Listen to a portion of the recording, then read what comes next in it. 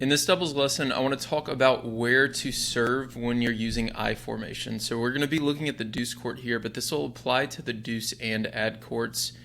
And I want to talk about all the things you should consider when you're trying to determine the best location to serve. So let's play this point out. This is from the 2021 US Open. We have Juju Olmos serving with Gabby Dabrowski at the net, and then Barbara Krejcikova returning and Katerina Siniakova at the net on the return side.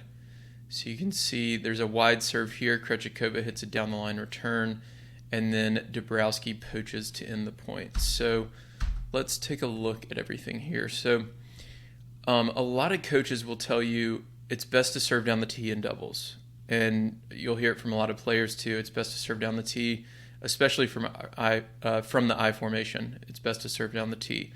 And I want to talk a little bit about why I don't believe that that is true. So if we look at the angles of the court, let's say Olmos serves tee here, and Krejcikova is going to have a return. We'll make it green. And this is going to be assuming Dabrowski moves right.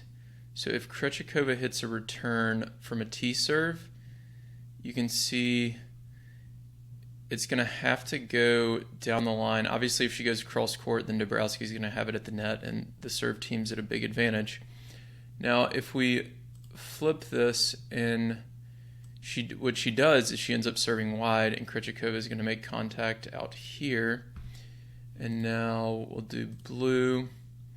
So from here, Krejcikova has to hit the return kind of this way, back into the court.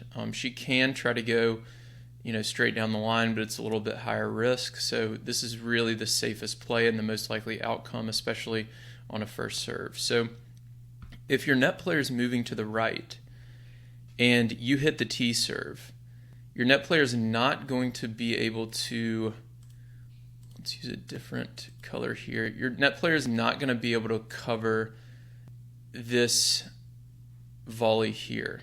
So this is the green arrow where the return is going.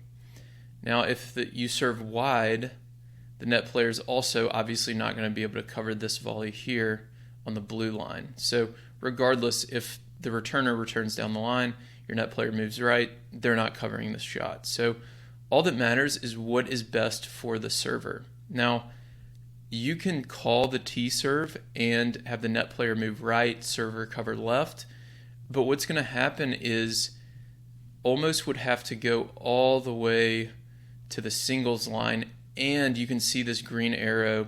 The ball is moving away from her. So she's hitting a running backhand with the ball moving away. Now, with the yellow arrow with the wide serve, and then we have the blue arrow with the return coming back, it's coming back into the court. So it's a lot easier to get there for the server. So the idea that you should be serving tee, especially when you have the net player moving right, just doesn't make sense to me for this simple reason. These two arrows explain it here. So you can see what happens here is she hits that wide serve. Krejcikova has a forehand. Of course, like I said, Krejcikova can take this down the line and go high risk, go for the all-out winner. She doesn't do that, which is probably smart. But again, it followed kind of that blue line that I had. So if you remember, the blue line was from somewhere around here, and it came to right here. So it's just a lot easier ball to cover. And again, the tee serve would be moving this direction.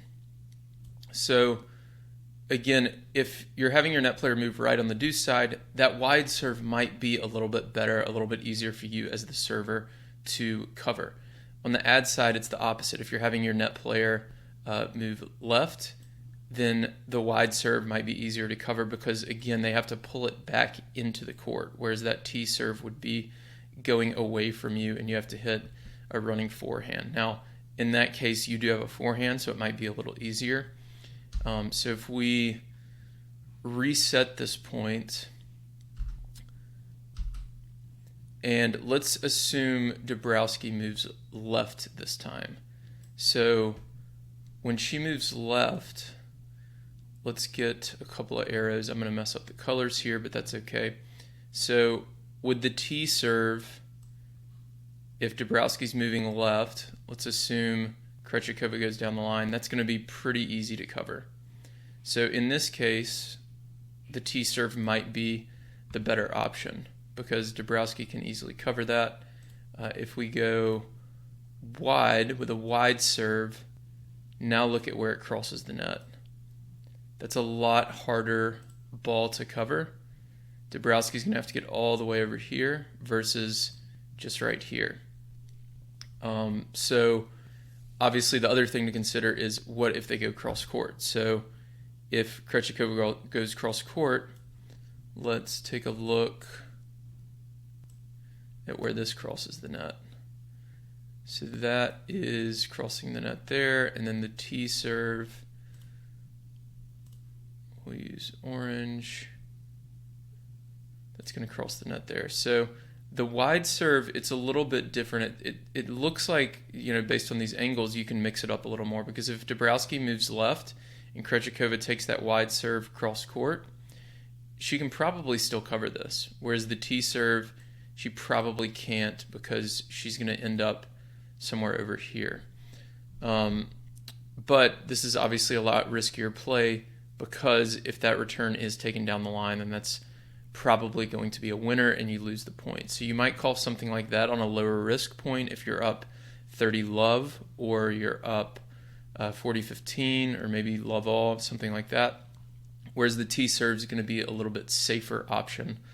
Or you could even go with a body serve that they might have trouble getting all the way down the line like this. And that one, in this case, would be easier for Dabrowski to cover. So hopefully this helps you understand the angles a little bit better. Again, in this case, I like what they did where they go wide to Krejcikova to pull that ball back into the middle of the court, so almost has an easy backhand, and she hits it with good depth. And then in this case, Siniakova is kind of in the way, so she can't really go cross court here.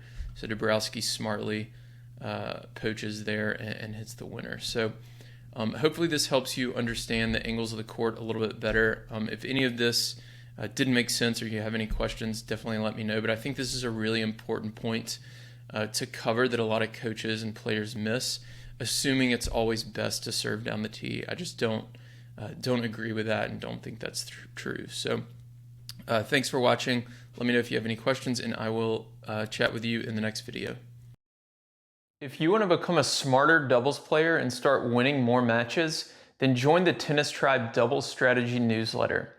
Every single Thursday, I'll send you a new doubles tip or tactic that you can use in your very next match. And when you join, you're going to get a free guide on how to play with more confidence and start dominating at the net in doubles. My name's Will. I'm the founder of the Tennis Tribe, and over the last 5 years, I've worked with players at every level of the game, from USTA 3.0 players all the way to Division I college programs, as well as some of the top 10 doubles players in the world. And on Thursdays, with this strategy newsletter, I share that knowledge and advice that I've gained over the years with you. So to sign up, you can go to thetennistribe.com. And again, you'll get that free net play guide when you join.